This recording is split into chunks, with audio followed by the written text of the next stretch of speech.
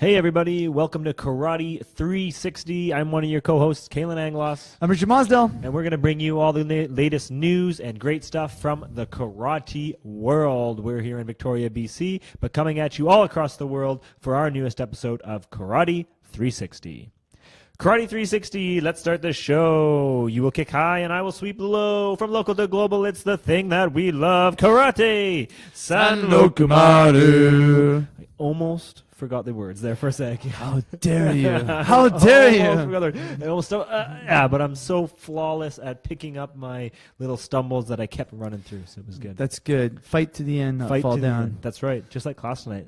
That was awesome tonight. You really liked it? That was really good. We did that chaos training, which we'll talk about here in a little bit. But yeah, it was good. When you said at the end, my theme today was chaos training, I thought, of course, that makes sense. Like everything we did was just like, chaos. It was really good. Yeah. Sometimes it's good to have a class where your brain goes, oh, okay, I don't know what's going on, but I've got to figure my way out through this. No, totally. Yeah, it was really good. And then when you get to the sparring drills, I thought people were more comfortable. For sure. You saw people scoring and moving around, and it was almost easier sometimes. So. And I think a lot of the times when people are new and they go to do tournaments and that kind of thing, like one of the things I think that overwhelms them the most is like that kind of in-match chaos and just like you just don't know how to handle yourself. For sure. Yeah, so I think the chaos training was awesome. Right on. I'm glad you liked it. No, it was really good. It was really good. Now, with a lot going on in both of our worlds, you, sir, have it's coming up. Is the Canada Open. We can't ignore it. 15 days away, Canada Open. 15 days away. Holy smokes, you must just be answering emails and flying through things all day. It's great, actually, because people find things on the website or in the registration system that it's like a bit of a hiccup or something because there's just so many divisions. And we'll fix it or we'll word or we'll just have to clarify something. Yeah. So a couple of clarifications. Masters is 40 and over. You can compete in the elite or the advanced, but not both. Makes sense. Because advanced is supposed to be one step before elite. Sure. So we don't want the elite athletes just medal hunting advanced. Yeah. Anybody 7 and under can compete in the 7 and under division. That's in there. You can, let's say in kata, you can compete in a higher division in elites if you're 16 and over. But in kumite, for this event, you have to compete in your age group on the day of the tournament. Okay. That's part of that safety because they don't want younger people coming up to an older division. Sure. No, that makes sense. So in some tournaments, sometimes you get to fight in higher divisions or divisions that your age is going to change, so you'll be in that division 6 or 7 months from now, right?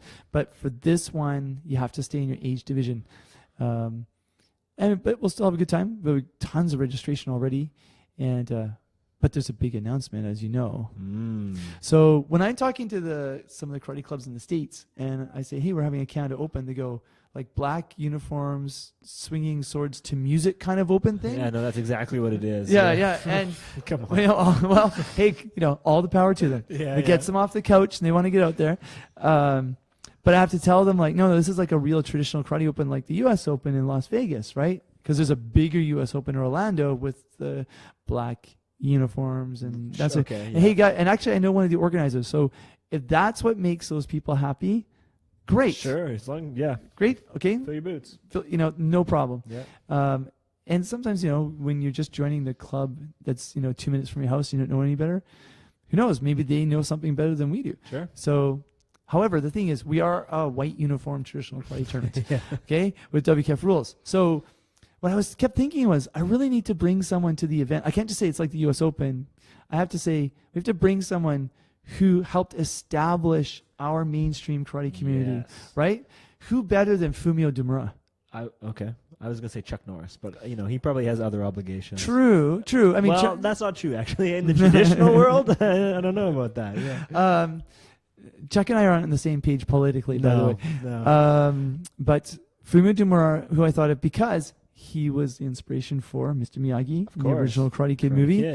And now there's not only on Netflix can you watch the original Karate Kid movie, but you can watch the Netflix documentary called The Real Miyagi. The Real Miyagi, really, really good. Have you watched both of them? I've watched, of course. Of course. Yep. Yeah, a long time ago. Yeah, it's been really good. I think it's awesome that Fumio Demura is coming, and the Canada Open is offering a like a signing with him, right? Exactly, Yeah. 4 hours each day. He'll be out there, and you can get your selfie with him, an autograph, and buy a book. And this could be our, one of our last chances to see him, because we don't know when he's going to come back. Sure. He's in his 80s. Yeah. And did you ever watch his demos at the Saddle Cup? Did you ever see one of them? Probably, but nothing that really rings out of my mind. It's probably too in my zone or whatever. No problem. He didn't come every year, but he did demos every now and then. He would come up to a big tournament in Vancouver called the Saddle Cup, and he would do these just like in the documentary, like whipping the belt around and throwing people over and doing all kinds of stuff. Really, really inspirational. I remember just meeting him. I mean, I'm one of just millions of people who's met him, but so when I started contacting him, he remembered me. It's like, oh, wow. Well, that was cool. Yeah. And I guess he remembered that I was in Japan and stuff. And he lives in Orange County in California. And he's been there since the 60s, right? Yeah, so he's going to fly up. He's going to sign stuff. Because first, I think it's great to have him there. Absolutely. I just personally want to meet him and talk to him. And secondly, I think what's cool is he is such part of the fabric of getting karate going. Absolutely. Right? Yeah. Like anybody who especially has a karate club that they established, in the 30s, and when they were in their 30s and 40s, so back when they're in the 1970s, 80s, or 90s, right? He's the man, like he's the guy, right? It was either the movie or his demo or him on the cover of a magazine or they went to one of his seminars, and he's really, really friendly. Sure. Even when I was coming up as an athlete, like people might not have known exactly what he did, but you knew the name Fumiya Demura. Like you just knew he was a big name in the karate world. Exactly. Actually, I was talking to a sponsor, and I'm like, we want to bring Fumiya Demura, and he's like, who's that? I said, the Karate Kid movie? He goes, of course. Yeah. Of course. He's the inspiration. Yeah. Like, oh. Now I get it. So I think what that'll do, everybody listening out there in the States, that just helps them recognize that this is the mainstream white uniform karate event going on. Yeah. And I think I'm not really looking for a stamp of approval. I have the long game in my mind, but I think it's cool to bring little extras. Like, what extra value could we bring for people other than they just sit at a tournament and watch? Totally, yeah. Right? So that's why we're adding the Canada Open Kata, the Flying Sidekick contest. When they see it, it'll click and make sense. Yeah. Right? It's adding extra value, extra fun. Absolutely, yeah. No, I think it's awesome. I mean, it's all going to be good things for sure. Yeah, so it'll be cool. It'll be great. We've had people, talk to us that haven't done karate in a while, like, I want to compete in the Canada Open. I'm going to come train for 3 weeks. That's right. Yeah, people that I used to train with and compete with years and years ago, all of a sudden reached out to me and said, "Oh man, I heard you guys talking about the Canada Open on the podcast. And haven't been to a tournament forever. I'm going." It's like, go, awesome, absolutely. Go. You don't know how many people are going to be there. Go, have fun. At least you can say, "Be there." There's a saying. They say it's a saying in Japan, but I think I really created this. Like, if you're not in the picture, you weren't there. Yeah, I agree that you probably created that. I think I did. Say that. I mean, I based it on the Japanese would go traveling 4 days in Europe and hit 10 cities and just get a picture in front of like a famous monument. Of course, they probably read like 9 books about the monument already and like, oh yes, I read about all those. So they've studied it. They're not just looking at it and disappearing. Yeah. But it was like, if you haven't been in the picture, you weren't there. That's right. And I just remember that. And so come to the Canada Open, be there. Yeah, we always say that now whenever anybody has a camera or taking a picture, I'll turn to Big Steve or I say, you know what they say in Japan. Exactly. So, no, this is really cool. It's cool. We got a really great article on Inside the Games. Inside the Games, right? They talked about it. That was awesome. And one thing okay, so on this podcast, I don't just talk about how great karate is. I like to talk about problems of karate. Sure, right? absolutely.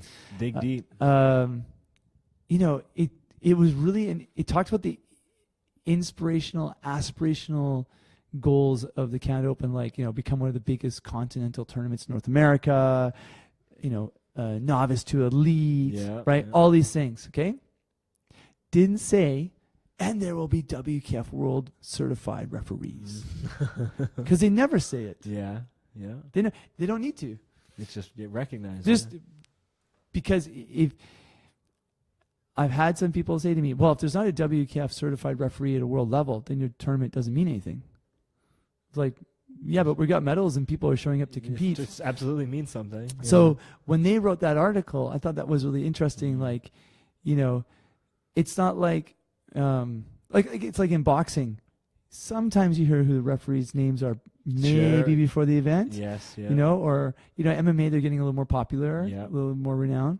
But I think the thing is, come to the event and enjoy it and be part of it. So Yes. that's cool. You can be the first Canada Open champion. the but if you are not, that's okay. If you're not, you can be in the first Canada Open championships. You Right? can be in the first time to do the Canada Open kata. There you go. Yeah. Yeah. Which we're doing here tomorrow night. Tomorrow night, 7:15. We've got the long version, which is beautiful, by the way. Thank you very much. But we're gonna do the short version. Nice. Here's the thing with the short version. Every time I cut it down in half, I end up just standing in 1 by 1 meter square. I've got to transition 4 or 5 steps forward. Yeah. Because everyone's like, hey, don't go past 15 moves. We've got to teach 7-year-olds this, right? Yeah, I'm like, this cat does beautiful. It's like halfway Super Mpe beautiful. I'm like, okay, so I got to chop it down. So I was literally teaching in an elementary school yesterday, and on my breaks I was in the gym practicing the short version of it, and then I would look up and all the kids were like, what are you doing? They'd sneak into the gym, and I'd be in my next class. I'm like, I'll teach this to you later. Yeah. Don't worry about it. Come to the Canada Open Championships. Exactly. Nice, there it is. But hey, you talked about boxing, and I know this is a Karate 360 podcast, but it's something that I cannot ignore. I love boxing. Did you happen to see the heavyweight fight there this last Did I happen to see weekend? that? Yeah. over and over again. Snap into the head. Yeah, that was unreal. So anybody who doesn't know what we're talking about, this past weekend there was a big heavyweight title fight between Klitschko and Anthony Joshua, kind of like the older guy who's been 41. dominating, 41, going out against the newer guy, 28, I think, or 27 years old, Anthony Joshua. And it was just a war. Everybody's been talking about this boxing fight, and they think it's going to just bring back boxing. It's just wow, it was such a good fight. It was a really good fight because both athletes brought their A game. For sure. Both came to play. They also both came, when I watched it, I thought both of them want to be offensive. Yeah, they were just both going at it. They're both going at it. Yeah. Klitschko could move his head a little bit more. Yeah. Right? But there was a lot of heart. For sure. A lot of heart, They really both brought their A game. Now, at the same time, the Mayweather fights, I actually really enjoy those. For sure. Yep, I like the technical and just his craft. He's just so good at the craft I don't mind of boxing. watching someone slip a punch really nicely. For sure. No problem. Yeah. But actually, speaking of that, Freddie Roach just said a couple days ago, it came up on Twitter, he doesn't think McGregor and Mayweather. Yeah, he doesn't think McGregor is gonna have. He's totally gonna be outclassed. Oh yeah, with I Mayweather. Don't necessarily disagree. I have no idea on this actually. I have to really look at it closely. Yeah. I mean, Mayweather's only gonna take a fight. He's gonna win. For sure. That's it. Absolutely. It's when only you're 49-0. Yeah, he's only gonna take a fight. He's gonna win. Yeah. Right. So that would be really interesting. But it was a big fight. It's a big fight. It was a big fight. And I think what's good for the sport of boxing itself, and again, we don't need to go too deep into boxing, but this weekend is another actually big fight in a lower weight class. Mm-hmm. So it's like they had this big fight last weekend, the heavyweights, years and years ago, back maybe more in your time than my time, the baddest man on the planet was the heavyweight boxing champion. Oh, I remember Thrilla in Manila. Yeah, there you go. I was a really young kid, but I remember it. Sure, yeah. And like I said, whoever was the heavyweight champion was the baddest, but now that they got away from that and boxing kind of slipped. But this big fight last weekend, brought everybody's eyes. Everybody was talking about boxing. And now, again, this weekend, they're following up with another big fight. So if this can really deliver this weekend on this fight too, boxing can make a big comeback. I think the thing with boxing is there's a lot of different leagues, belts, titles they have to, bring together. Totally, yeah. Right? It needs a lot to. of politics. Yeah, exactly. So, things go in ebb and waves. What a reporter writes about something, they need an angle. It's the return of boxing. For sure, yes. 2 months now, it's the boxing's in decline, right? Of course. But, lots of people are going to gyms. I actually know people of my age who've left karate to go train in boxing. Sure, yeah. And I love watching boxing training videos. They're very applicable to karate. And there's a lot of people in the karate world that do boxing. For sure, yeah. Actually, what's his name? There was a Japanese karate fighter who in the 90s came to Canada, and he thought, these karate clubs, not so good. So he switched to boxing and won the Golden Gloves for Canada. Oh, yeah, really? Right, in his first year, and then he went back. Yeah? Yeah.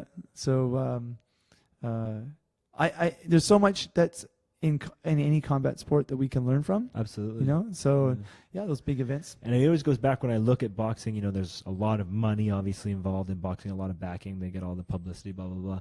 I always try and think, especially in the combat sports, is how, what does karate have to do to get to this point? Like, how can we build karate up? And I keep coming back to the point where we need to know the fighters. We need to, or the athletes, the athletes as well. We need to know their stories. We need to know everything about them, because right now, sure, I can tell you, Luigi Busa, and I can tell you all the top guys in each of the divisions, but I can't really tell you a lot about them, besides about where they're from. So I think karate needs to build up their superstars, really. And I think that's coming. I think they are doing it through all the social media stuff that they've been pushing, and through all these big events and all these big announcements and the streaming online and all that. So I think it's coming, but I think that's, like I said, it keeps going back to that for me. Yeah, I think one is better story. Yes. Yeah. They need a league that's DNA from day one is money making. Mm-hmm. The problem is, will people want to see something that's more heavy hitting than what's happening right now? Yeah. But I mean, people watch golf, right? I heard. So, so the word is people watch golf. Yeah. And then the athletes have to be more supported. So there's probably, every, there's a trendy term, being a disruptor. All it takes is one person to figure out for sure how to disrupt it. Totally. Right? How, like the UFC, they disrupted big sports. Yeah. Now it's a big sport, right? Totally. So it just takes one disruptor to figure out how to do it, and then just work at it 18 hours a day for 5 years until they've got it. Yeah. Right? Who that disruptor will be, I don't know. Yeah. But it's coming, I think. It's coming. Absolutely coming. The evolution is coming. Yep. All right. Well, we're going to talk a little bit next about an upcoming a tournament that's going on right now. And by the time this episode comes out Monday morning, it'll already be over. So on our next episode, we'll discuss the results. But before we get there, this is going to be our Karate Global News. So this weekend, so we're looking at May 4th, 5th, and 6th is the Karate European Championships in Turkey. So those are happening right now. This is Thursday night. Is this a K1? This is not a K1, I don't believe. There's 3 levels of WKF, right? Like World Championships, K1, and then just a WKF sanction. This is just a WKF sanction. Okay. Yeah. The 52nd European Karate Federation Senior Championships. Oh, okay. Yeah. So it's the European Championships, in Kayseri, Turkey. So in Turkey. This will be a big one. This is a big one, yeah. A lot of the big players that maybe went to the last K1 tournament, not there. Agiev, a lot of the Japan, well, obviously the Japan athletes aren't going to be at the European Championships, but a lot of the top athletes not there. But one of the athletes that is there is Luigi Busa. Okay. And Busa is going to the finals as far as we know right now in the minus 75 kilogram. Just talking a little bit about the tournament that's happened so far today. The Turkish athletes, so far 6 Turkish athletes will be fighting for gold. Wow. So by the time this comes out, again, the results Hometown advantage. Hometown advantage for sure. And Spain, who else but, the Kata King himself, Damian Quintero, also going to the finals. So just the European Championships happening this weekend. His look kind of reminds me of Johnny Depp from Don Juan DeMarco. He does kind of have that look. I'm in love. But I'm trying to think of I'm a kata fighter, but I'm a lover. He was. I follow him on all the social media. Yeah. I saw he was in Spain some big TV broadcast. Okay. Obviously I'm not ingrained in the Spain culture, but he must be a pretty well-known athlete in Spain. Sounds like it. Yeah. That's awesome. So he's going to the finals. So again, next week when this episode comes out, we will actually have the results from the EKF championship. So we can review them next week. We can review them next week, but we do want to put it on your radar. EKF championships already happened, and a lot of good things coming out of that, but we'll talk about that a little bit next week. Okay, well, let's just jump into a little bit more about our technical tactical. We've already talked a little bit about this, but I know it's something you wanted to touch on, and that was chaos training. Oh, yes, chaos training. Yeah, so tonight we did chaos training, basically where we just evolved from doing real basic stuff, trying to move around a ring. So this is obviously related mostly to karate training, but how do you approach chaos training in general in the dojo? It's not my term. It comes out of boxing. Yeah. And rangori, which is like movement, fighting and stuff. But what I want is there has to be an element where there's a sense of control. There's a boundary, and then within that boundary, you feel a little bit of you don't know what's going to happen next. For sure. Right. So part of it was a self-defense drill and dodging drill put together. And I did a video on that a couple nights ago. But what I want the athlete to feel is they don't know what's coming. They're not allowed to react. They're not allowed to fight back. And they have to stay in the game. Okay. They're not allowed to react right away. Right away. Yeah. Later on, you can add in countering. Yes. Yeah. So the drill tonight was, first learning how to bob and weave a little bit. I didn't get too technical about how twisting and being on the toes and stuff like that. Right. But just get a feeling of bobbing and weaving, and then person punching at them, and they got to bob and weave out of it. For sure. Then use their hands a little bit, and then they can kick back. And the moment they start kicking back, they all stop bobbing and weaving. Right? Lost it. Yeah. Right? They lost it. Like if you have to keep that bobbing and weaving motion, and that's where the panic sets in. Yes. What was interesting is when we put a kicking shield in front, so you're punching with one hand, and when the athlete thinks they have enough room, they can kick into the kicking shield. But a lot of people want to kick, but so mistime it. And then they panic more, right? And that adds to it. So it's more like controlled chaos, and then allowing them to counter. Then the other one was just punching, 10 times towards someone's chest, and the person has to move, and then countering at one point. So I like it when people are training and staying in the match and getting bumped around and pushed around and beaten up a little bit. For sure, and not just like running away and not really still staying engaged while you're doing your chaos training and moving around the ring. And I think it especially applies to a kumite match, in the last 10, 15 seconds. If you're ahead, chances are the other person's going to come at you and try and get that point. Exactly. So you have to be able to be trained to go around that. I heard a good quote or a good saying here just the other day is you're always going to, when times are rough, like in an actual match or in a competition, you're always going to sink to the level of your training. Yes. So, if you train the chaos training, you train like you're ready to go, then that's just going to be ingrained in there and you'll be ready to go for it. Exactly. And what I want is in all that movement, if you had one good slip, one good counter, and that felt great. You just want to feel it. Yeah. You're trying to recreate that feeling. Yes. So it wasn't normally the technique, it was the sense of I'm in the zone, it's the timing, I got them just right. And you can normally see it in the attacker's eyes go, oh, you got me. Yeah. Right? Yeah, for sure. And I want to, sometimes if practice is too clinical, it doesn't translate well. For sure. It's got to mimic the competition a little bit, for sure. Yeah, so what I like is we warmed up tonight, did some very simple but important drills, and got the brain going, and then started training like, okay, this is actually a competition. So by the time we started doing King of the Ring, even though it's 1-point rounds, one thing I like about that is you can do it for a long time. Yeah. Yeah, right? For sure. Go rest. Yeah, exactly. Rest. Like it's like if you've got 5 people, then you're 1-to-5 ratio on. Unless you're staying on as the king. Yes, yeah. Then you're in for a while, which is good. It is good, and I like the idea that you're not going to stay in until you can actually do it. Yeah. So you're not getting punished, right? You're not constantly standing up there and just getting beaten up. And then as we get closer to a tournament, we'll just say, okay, now you guys are going to go for a minute or a minute and a half or 2 minutes. Make it more like rounds and actual fight and make it more simulated. I think the other thing too is people want to use their skills. Of course. Right? That's what we got them for. Like we can't do drills the entire class. Last night we did lots of drills. Yes. Right? But here's the other thing about chaos, which is really important, is that everybody has a breaking point. And you have to recognize what your breaking point is. It could be physical, like you could run out of energy. Just gas out. It was interesting. The kids because they're light and fast, so they're not pushing as much weight. Yeah. They kind of stayed in longer, but the adults would start gassing out, and they start turning their head to the opponent. I saw that a lot. Yeah, right? Turning away. They would panic and turn back and stuff. So, no, it's good.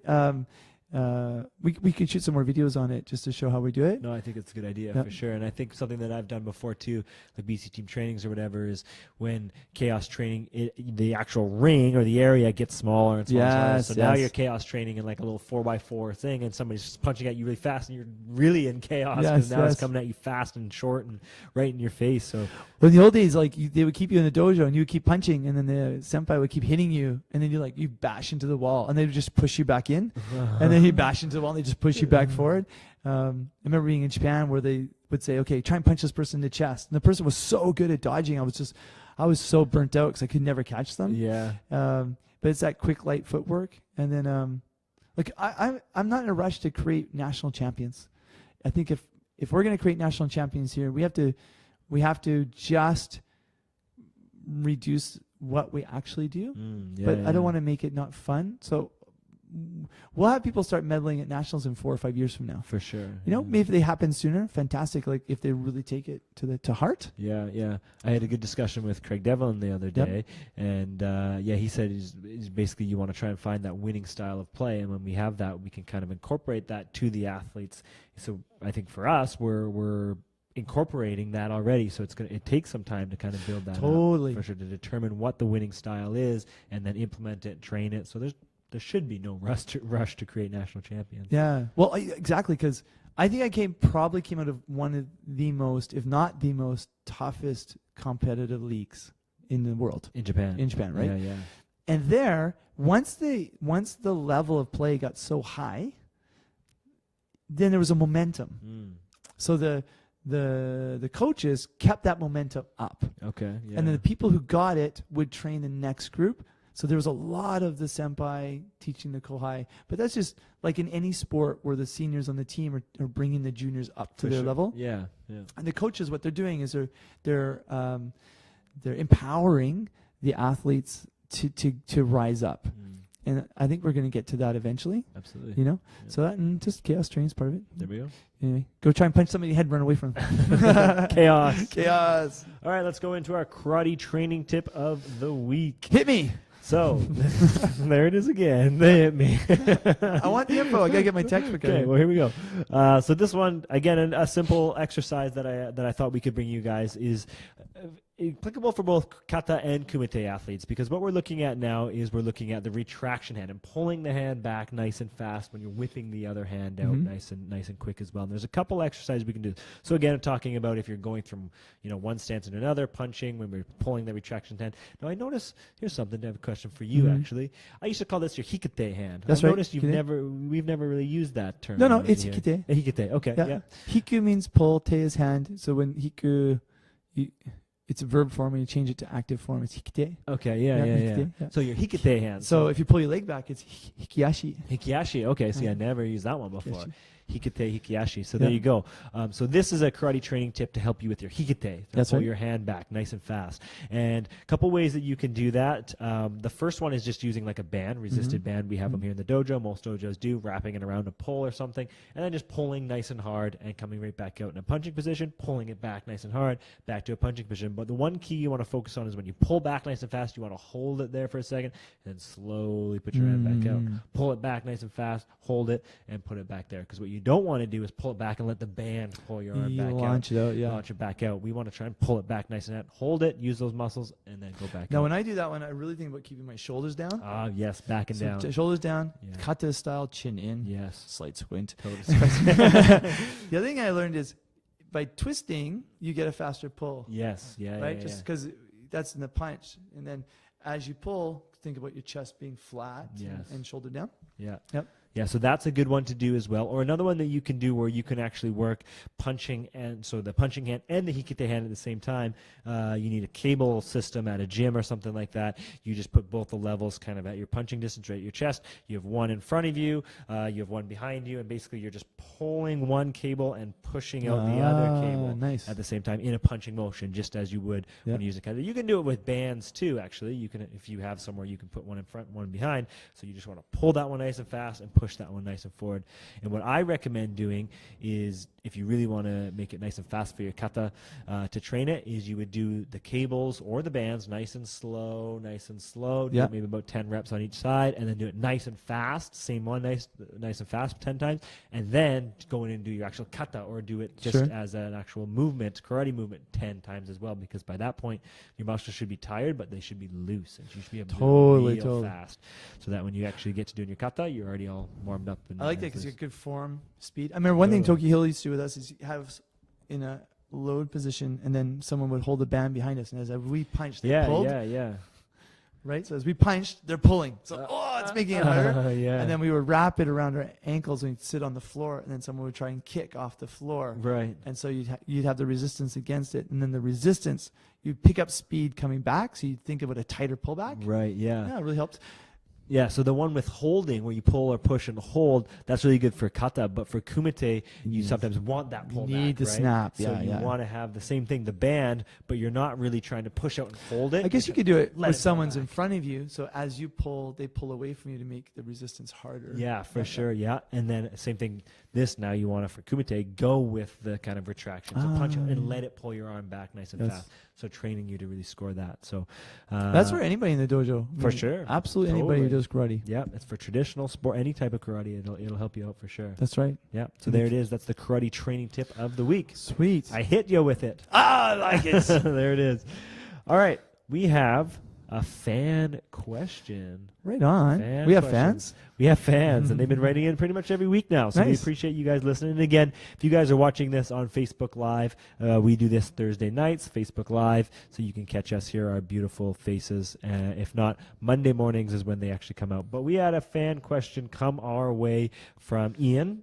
Hey. And Ian had the question that what is, in our opinion, the most difficult or hardest kata? I don't know. I've never had an opinion before. So. Oh, yeah. It's like we started a podcast. or anything. Exactly. I'm going to go first on this one. And it's Go ahead.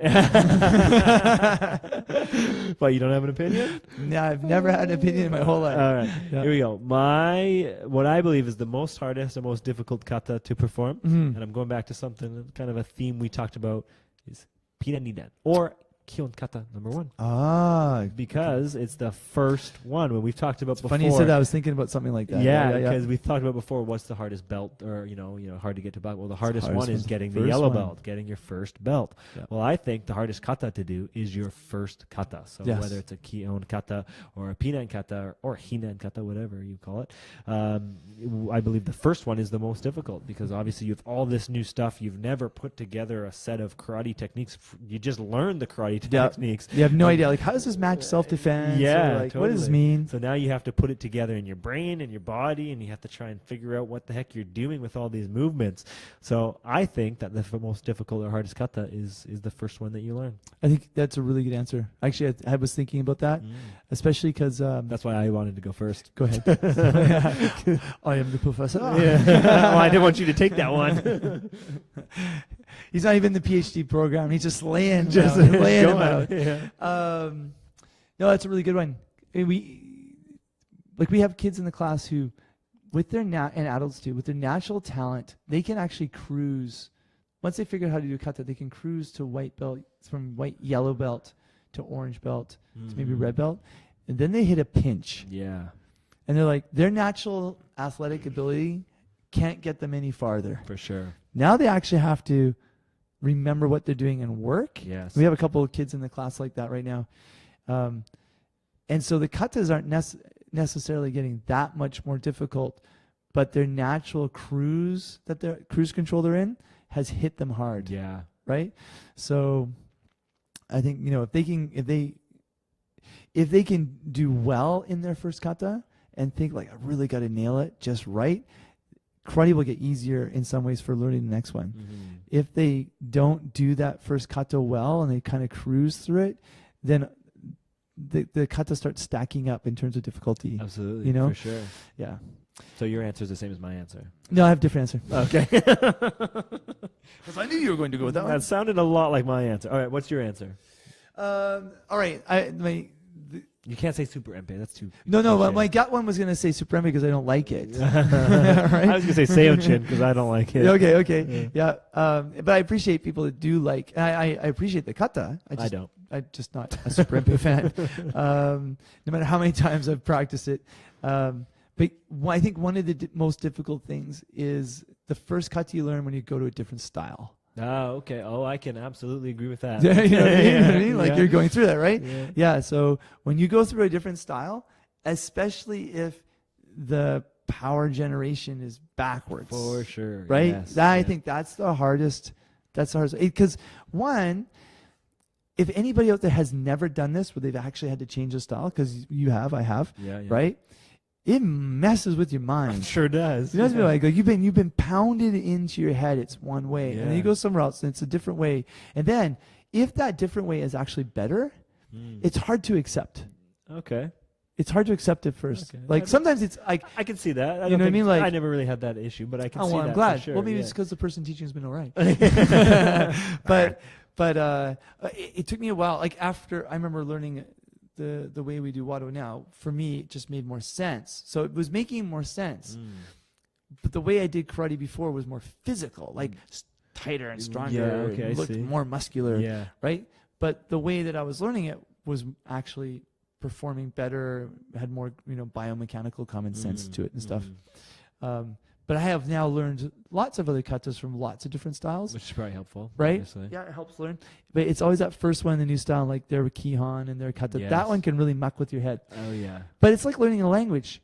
The more languages you attempt, even if you just attempt a few words, the more easy it gets to learn For the new sure. style. Just keeps doing it. Yeah. So it's that first transition from your first style to your next style can sometimes be a big bang on the head, especially if your brain is really fixed. Yes.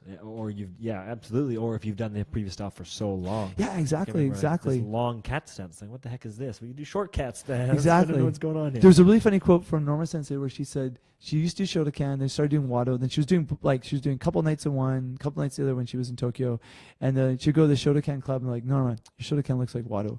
And she'd go to the Wado club, Norma, your Wado looks like Shotokan. And she just called it Norma-ru. Norma-ru. That sounds like something she would but that's good. It means it means you learn something. So that's a really great question. Really, Ian, thanks a lot for that. And I think the other thing for kata when people think of difficulty is, and we've talked about this a couple of podcasts ago, you just got to go do it like 20 more times in class. Absolutely. Just I practice. was teaching somebody something yesterday, and they're like, this is not really working for me. And I said, well, do it 1,000 times. Absolutely. And they started laughing, like, ha, 1,000. No, I'm like, no, I'm serious. Do it 1,000 times. Yeah. Don't watch TV tonight.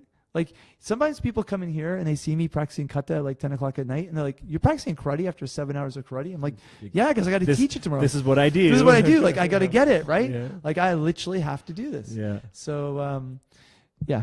And that's what will make your karate better. Difficulty will, like, I used to not like Kushanku.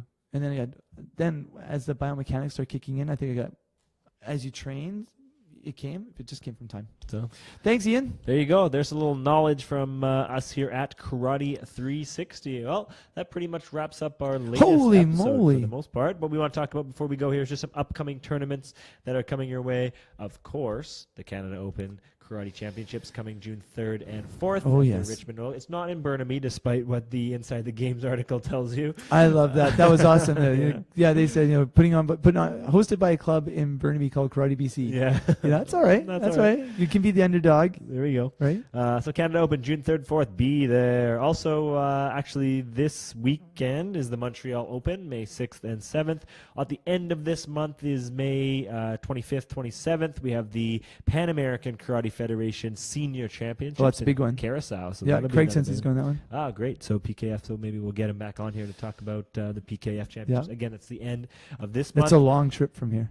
Yeah, Curacao. Yeah. It's a ways. So and actually, I think in September in the same place, they're having the WIKF World Championships, World Wado International Karate Federation Championship. Okay. Same place. Nice. Okay, there it is. And then also don't forget, June 17th is National World Karate Day. Yeah, actually, this reminds me. At the Canada Open, we're trying to get 300 people to do the Canada Open kata. Yeah. And tomorrow we'll shoot it, put it up.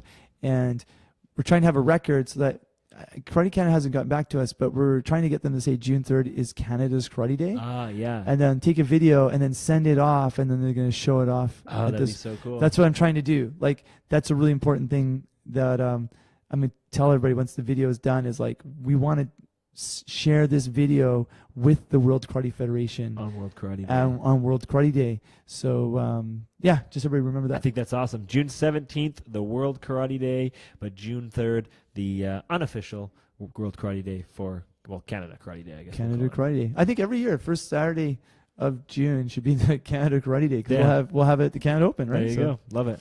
So there we go. That's all the greatest and latest news in the karate world. Fantastic. Yeah, another episode in the books. Awesome work. All right, guys. Well, thanks for tuning in. Thanks for sending us your questions, your comments, stopping us in the streets, and That's all right. that great stuff. Got to wear sunglasses when I go out now. That's right. We appreciate it all, and please keep tuning in. If you have anything to add to our conversation or anything that you want us to discuss, just anything at all, shoot us a line on our Facebook page or any of our social media. Oh, we're thinking about having a Watch the Karate Kid movie night in the dojo, and then a couple nights later watch the real Miyagi night in the dojo. Ooh, that's a And good idea. I was thinking about blasting us out to lots of clubs and say, okay, everybody watch at Saturday at 6 p.m. Everybody watch The Karate Kid on Netflix. Yeah.